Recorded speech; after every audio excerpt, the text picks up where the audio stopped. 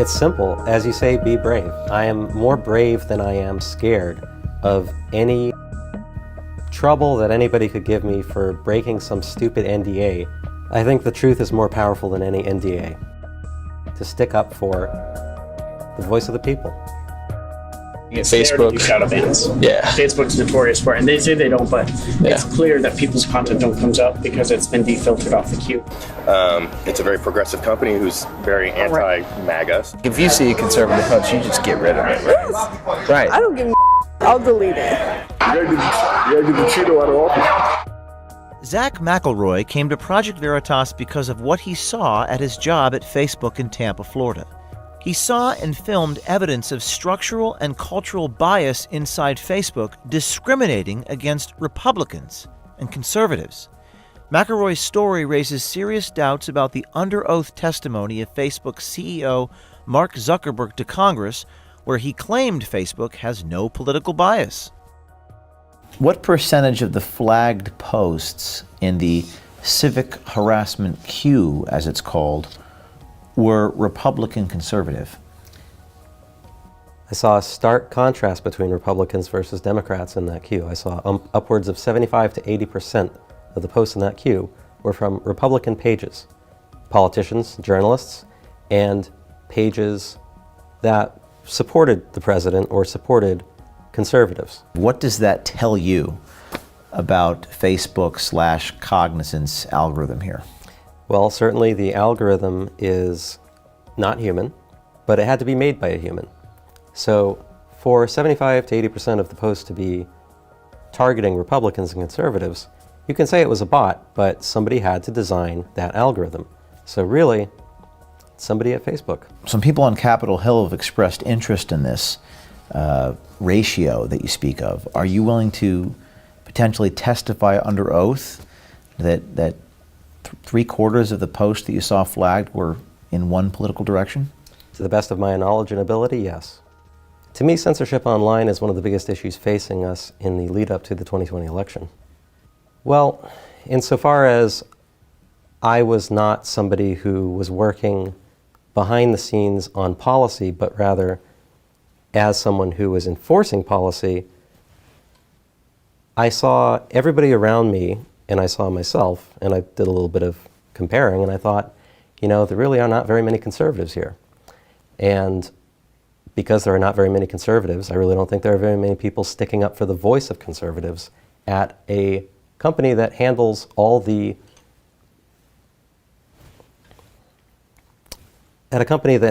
flow of conversations, basically a large portion of the discourse online. And we are essentially in charge of what gets said and what gets stifled. You mentioned the election, and can talk a little bit more about your concerns as it pertains to Facebook meddling or being involved in the 2020 election. Well, we know publicly, and as someone even before I started working there, we've seen plenty of statements from Mark Zuckerberg publicly about how they don't want to meddle in the election. They want to give everybody a free, a platform for everybody to speak freely. But we know that privately they have very different opinions, and we've seen that with the previous Facebook story that you guys published. And I had no doubt that what he said publicly is not what he means to do privately.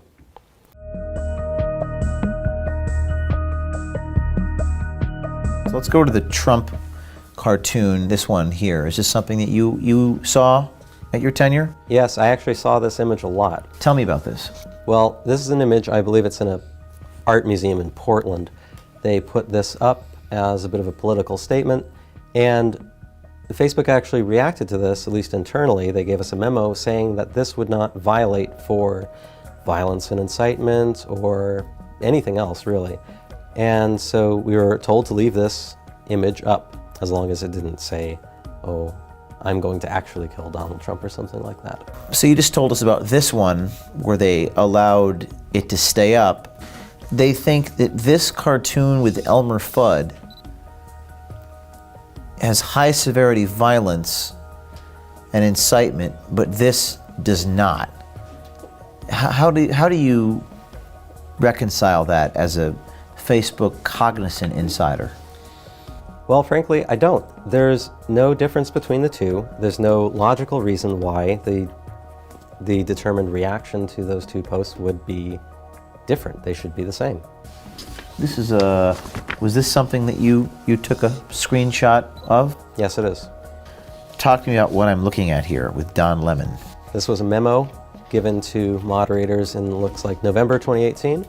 They made an exception for content around involving a thing that Don Lemon said on CNN around the time.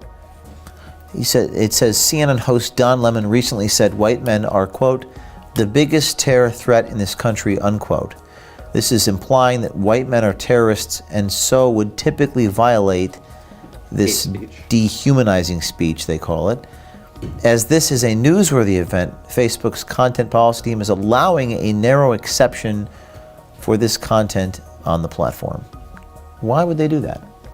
Well, it's hard to say. They would like to say that this was newsworthy, but frankly, if they say that this is newsworthy, that means that they can say anything they want is newsworthy. Well, certainly there is obviously an intention on Facebook's part to have the back of people like CNN and hosts like Don Lemon. Also flagged in the queue were comments from unknown conservatives about Project Veritas videos. And in this case, it was a post regarding the Project Veritas ABC Epstein Amy Robach hot mic tape. Why did the algorithm flag this at all?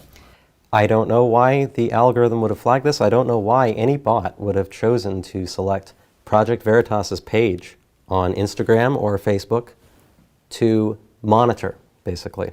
Mm-hmm. And in this post, it appears to be a post featuring a comment made by Infidel, who is a verified Instagram political commentator, and the typical liberal, who's another Instagram verified commentator. And in this Infidel post, it reads, "Thankfully, there are honorable journalists like Project Veritas willing to hunt for and tell the truth. No matter what, the truth will prevail. Oh, and Epstein didn't kill himself." Yes. Why is this being flagged? Well, frankly, there's no reason that this should be flagged. Are these the only posts you saw flagged with Project Veritas, the Amy Robach tapes? I saw that one. I think I may have seen one other one that I believe I recorded. If I didn't, then I must be mistaken. But yes, I've seen Project Veritas in that queue. Will they flag us more after this expose comes out? I predict they will. Let me run something by you. You know that civic harassment queue that we've been in lately? Yeah, Is it just me, or is it like all Republicans in there? it's all Republicans. But a lot of it comes off of Trump's page specifically. Yeah, because I see like a Bernie post, and then I'll see like 5 Trump posts in a row. Yeah, it looks straight Republican related. Like, I love our president. Where are we getting this? Steve Grimmett is a content moderator for Facebook in Austin, Texas. It's a very progressive company who's very anti-MAGA. I know that Facebook does have a Trump rule where they still allow him on the platform, even though he says things that if anyone else said it. And that's the fortunate thing is, even if he does say something, if it gets repeated, we can at least get the average Joe. But it goes back to our discussion earlier. It's hard when you've got the top person in the country. That's his MO. But you know, Facebook's done a lot better job of at least policing the mimickers and the mockingbirds that come after Trump. I assume your coworkers were deleting a lot of Trump. Nobody likes Trump on the Facebook side. You don't leave any go, do you? Like, if you see a conservative post, you just get rid of it, right? Right. I don't give no I'll delete it. Good. And they'll get salty. It's mostly like, even if it's not, even if it's in policy, like, you're deleting that, right? Yeah, I don't give no It's like 1 week left. What are they gonna do? Like, right. Send me to OIP? I don't give a You told me that you just whack all the conservative posts and just gone, right? No, honestly, like every time, like half the time when I delete people for like pro-Trump, I'm like, you should be on a watch list, dude. Yeah. Seriously. Trump supporters like to throw around like Trump derangement syndrome as like, you know, liberals being crazy. I like to think of it as actually you're the one that has Trump rangers and joke, yeah, you're losing your goddamn mind as soon as, because they're just like, oh, Trump 2020, MAGA. And it's like, that sounds a little more deranged to me when you end every argument than that. Like even like hashtag MAGA or hashtag MAGA 2020. It's political, it stays up. Yeah, but not for you. No. Oh no. Deleted. Yeah. So it's like delete any like positive Trump supporter stuff. But if it makes him look bad, We have to take it down, but I leave it up. you leave it up. So if you see something that's not supposed to be up, it's probably me. So you've deleted just hashtag MAGA? Yeah. Like the post gone? It's common sense. Who else is like you? Like in the office? Who else that proactively deletes? Well, I hang out with a lot of people because they'll come up to me and they'll be like, roast me, and then when I do, it's like, you set yourself up. But there's Marcella, I hang out a lot with her. There's like other Asian guys that I hang out there. Kevin, who's like the midget that I harass about his height.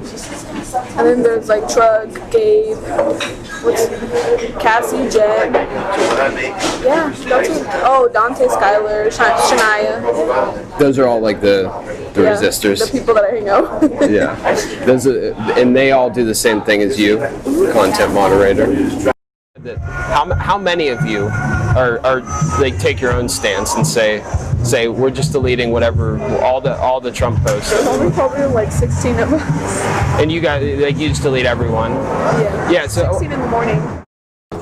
I don't believe in pushing the left agenda. Yeah, and that's what Facebook. How? By allowing a lot of stuff that are very far left to be still on the platform. Like, for example, like racial stuff. Okay. You could call me white trash based on me being white, but I can't. But if you say Asian trash, black trash, brown trash, we got to delete stuff like that. Right. So they're very, they'll allow certain things, but not for others where you would think something could be. And so that's just, one example. And they're very politically. It's like you could say anything you want except kill for someone on the right. Okay. But if it's someone on the left, then it's about their race. That's up in governmental things. You have to take that down for hate speech. Yeah, and then she has a MAGA hat on or something. You'll delete all of them. Yeah.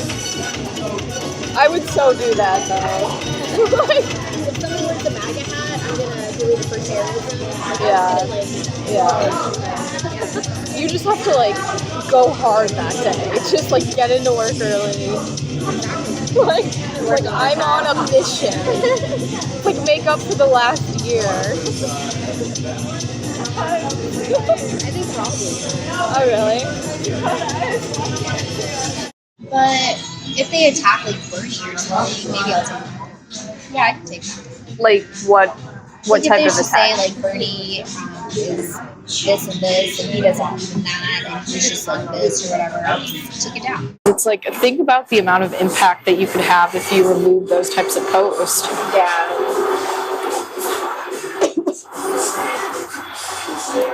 I mean, once the hateful. Yeah.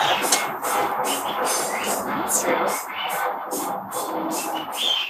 I'd rather remove Trump posts than Bernie posts, though, because I feel like people just say, "Oh, I don't like Bernie," or "Bernie's a communist." I don't really think that would impact anything. But if a Trump post was to come up and it was promoting Trump, and I could take that down, then I feel like that's the The actions of the content moderators may not be conclusive evidence of structural bias at Facebook, but it certainly speaks to the anti-conservative culture that McElroy says is pervasive.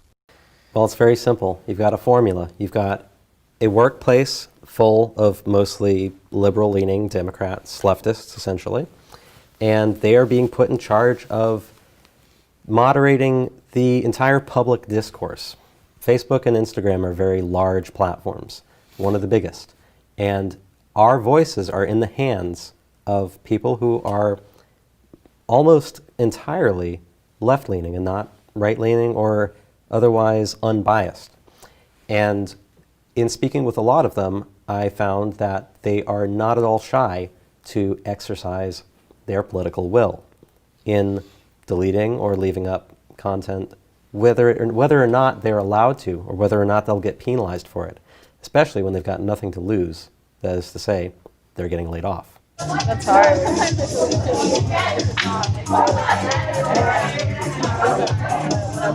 Yeah. What if I know? I come up with some good ass excuse sometimes where they like let me slide. No one cares. No one cares. They're just deleting everything they want. I know a lot of people, always going back to politics, but hey, fighting the good fight. I know a lot of people are taking down,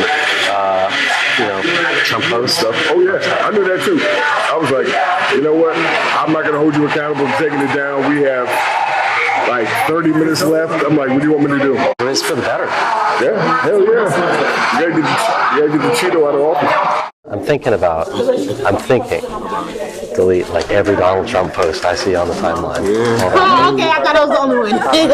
Why not? You think? Why not? See, this is a man thing. I thought I was the only one doing it, okay? You're doing it? I thought I was the only one doing it. But I'll be here. I just feel Spite.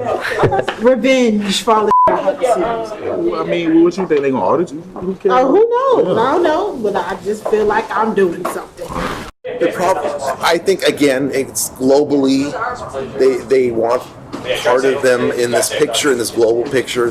Therefore, Christians are always, you can't believe how much Jesus stuff that has been attacked over and over and over again against Jesus or any type of Christianity. You could blaspheme Jesus as much as you want on Facebook. But if you go against somebody that's wearing one of those Islamic hats and thinking that they're going to blow themselves up, well, that's hate speech. But if there's anything over here and in name of Christian, shares a Bible verse or just, says this, that may appear to go against homosexuality, well, that's hate speech. That's, this and that. That's not allowed. It's pretty clear that Facebook has a political agenda. And it's also clear that if you're not in line with that, you're less likely to be heard. Do you think if it was like a pro-Trump whistleblower that they would protect him to the same level? No, right? I think they're very biased with who they protect. At a certain extent, like the bias. Like you've seen the Twitter shadow banning. So I wonder if you've seen anything at Facebook. Shadow bans. Yeah. Facebook's notorious for it, and they say they don't, but it's clear that people's content don't comes up because it's been defiltered off the queue. Yeah. Thanks. That's crazy. They're doing something, man. They're just trying to pretend like they're not. Yeah.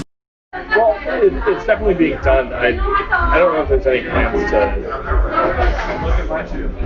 to make it more, to make it a true shadow ban. You post these things, nobody can see you're not banned, but nobody can see you. So a lot of things that we have to look out for are the dog whistles, are the I guess the content coming from places that is a haven for white nationalism. So there's an insider watching this program and looking at what you did and working inside of whatever company they're working. Maybe it's Google, maybe it's Facebook, maybe it's, CNN. What is your message to those people who have not yet made the decision to do what you've done? I would say you can do it too. I would say it's not as impossible as you think. McElroy signed non-disclosure agreements when he started and ended his employment at Facebook Cognizant. Are you afraid? I think the truth is more powerful than any NDA. Facebook needs to be transparent about their political bias, both institutional and cultural. If you're on the inside of a big tech company and see issues that need to be exposed, come to us. We will have your back. Be brave, do something.